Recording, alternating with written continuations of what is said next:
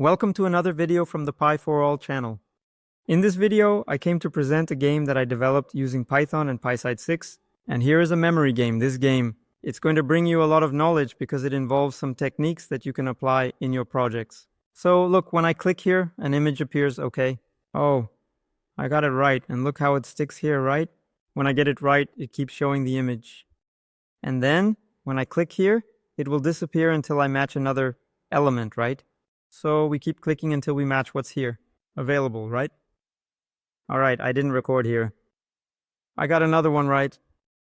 I came here, let me finish it up. The part. I put in just a few elements so we can... Look, I'm not good at memory. Huh? The target is here. The circuit here. It's here, so look, I was the only one who got it right after 28 attempts. I'm just really bad at memory here because I wasn't paying much attention to the game, right? And he said that I won with 28 attempts, so I can start a new game. Okay, so I'm going to show you what the code is this game and this one here. I'm not going to do a complete tutorial. I'm not just going to give it to you so you can study this code. You who have been following my channel, you already have the knowledge to develop a game of this type, and here are some techniques that I'm going to show you now. You just need to download it, and it will be in the description of this video.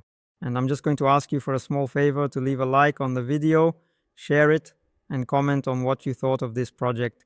That's all I'm asking you, and I'm going to make the code available for you here, okay? So let's access Visual Studio Code, which is where I wrote the code. You're going to see that there's a class called Memory Game. Here, everything is already commented for you to study. So you can see how I call the new game here, the emojis that I used to make the pairs. The function, for him, to adjust the screen size where he's going to set the width and height, it's going to be a grid layout. So he's going to resize the screen, okay? And here he's also going to apply the sizes on our screen. It's going to create the buttons in a card format, dynamically, okay? We add a class to the property so we can apply the styles, right? So if you put it here, what post button card? It means that I applied this class here so that we could format it, making it look nice. So it's a technique that you might not know about here when we click on the button, right? He's going to get the position of the button, and he's going to identify here if the card should already be revealed. I will be revealed. And that reveals the card, right? Of the emoji. If we landed on the correct card, then there's a whole technique here that you can take advantage of. And if you have any questions. And if you also want me to make a detailed tutorial explaining each line of this code, just comment below and we'll do it, okay? So here's the whole process of the game. Notice that it took about 200 lines of code to make this game, so it would be a very long video explaining every detail, but if you want, I'm willing to do it, okay?